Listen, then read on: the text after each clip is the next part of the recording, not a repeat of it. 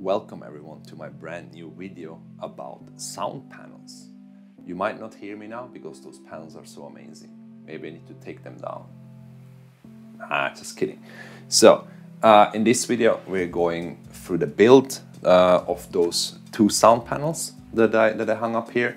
This is my new office slash podcasting studio slash also video editing slash voiceover room. So I had like very bad audio in this room before starting to think about how I'm gonna soundproof it.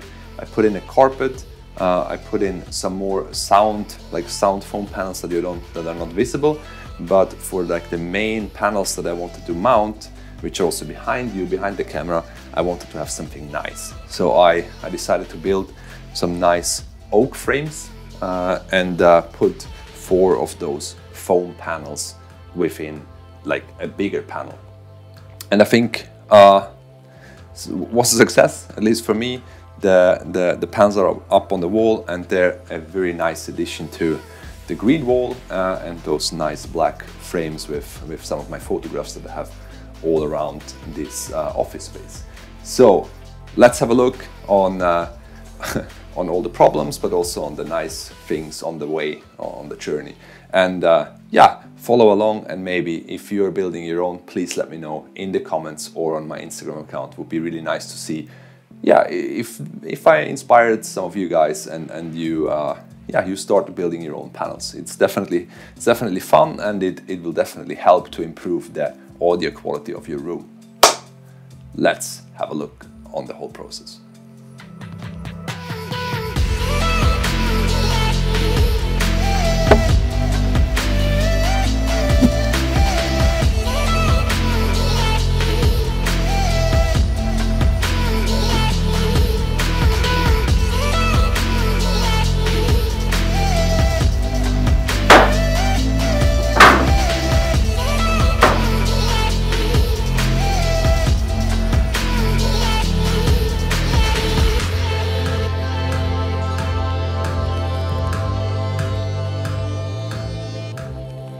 So we have chosen the wood, like this nice oak piece, milled that down, cut it rough to size, so it's still too long, but so we have definitely enough to work with. I measured those sound panels. One is 305 millimeters. I'm gonna have 4 of them. Then we have a square of 610 millimeters, and then we're gonna have around that frame, around those panels, we have the frame that we're gonna build first. I'm gonna miter all the corners with the miter slat, or with the picture frame slat that I built a while back. And then for the back side, we're gonna put in some scrap wood because no one will ever see that wood. And then we're gonna glue on those sound panels with some spray adhesive. So that's the plan now. First, let's go put some measurements onto the wood and then start cutting.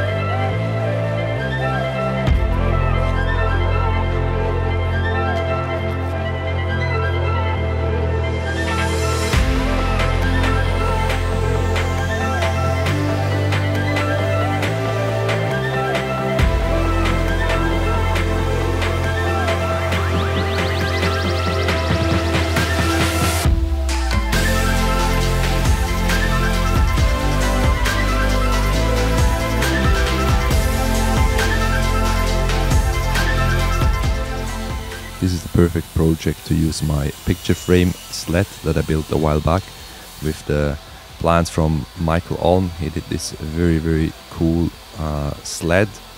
It's very simple to use. You saw me first cutting one side of the mitered corner frame on the top side, which just cuts it in a 45-degree angle, and then you saw me flipping it to the other side, and there you have a ruler that has clamps on, which on the exact same size as it needs to be. down all the wood for the bars that I'm creating in the front of the frame. For the first time, I used my shaper to actually cut the mortise and tenon. Was a lot of fun, and then put them back into the frame, as you can see me here. Put it all onto the workbench. Used the tape method everywhere. Also put on tape on the top, as you can see me there, so that there is no. I mean, there is glue squeeze out, but there is no glue squeeze out on the wood, which makes it much easier to clean it up. All dried and ready to be sanded, the most favorite part in all the projects. You see me here just going over it with a 120 grit on all the different parts of it, also here on the bars, and then I will use Rubio. You see me applying Rubio. I used ice brown for this one, which yeah, gives a super cool brown that works very good with the green wall that I have in my office.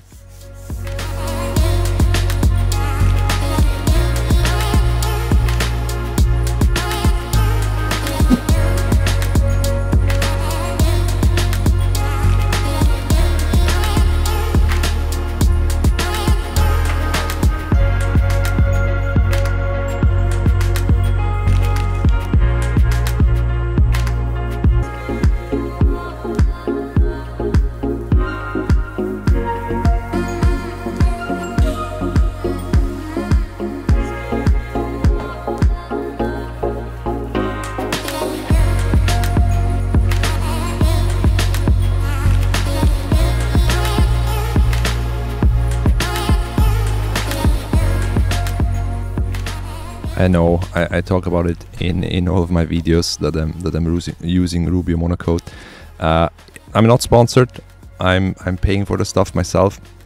It's just, for me as a lazy person, it's just the best finish that I can imagine, because the only thing I'm doing, I'm sanding it up to 120, put on one coat of Rubio, wipe it on, wipe all the excess off after 10 minutes, and it's done. And it's a super good protection, and they have a lot of different colors. It's, for me, it's just the best possible finish.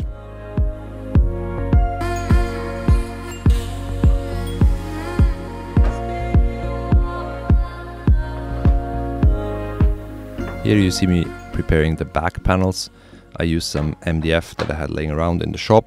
I cut out 3 strips so that it's not fully covered the back, so it's not as heavy, so I try to save as much weight as possible, but still that it gives enough stability for the foam panels to be in. I used my brad nailer to just put that in, nail that to the frame, and then putting in the frame or the foam panels into that from the front side, and that turned out very good. At the end, I didn't even glue the foam onto the back wall. I just put it in, and thanks to the bars in the front, everything stays in place and it looks great.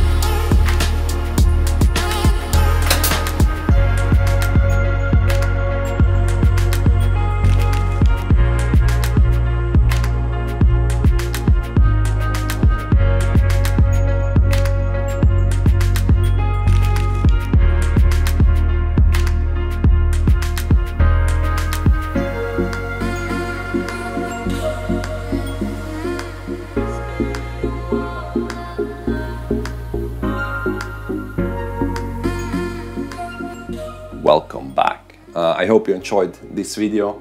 If you did, please give it a like, and also don't forget to subscribe and hit the notification bell so that you're actually getting an update on my new videos that I'm trying to put out on a regular basis here on YouTube. And I'm also on Instagram, potato_woodworks, where I'm like putting out almost daily stories and showcasing the work that I'm doing that is not on YouTube. Thanks for watching.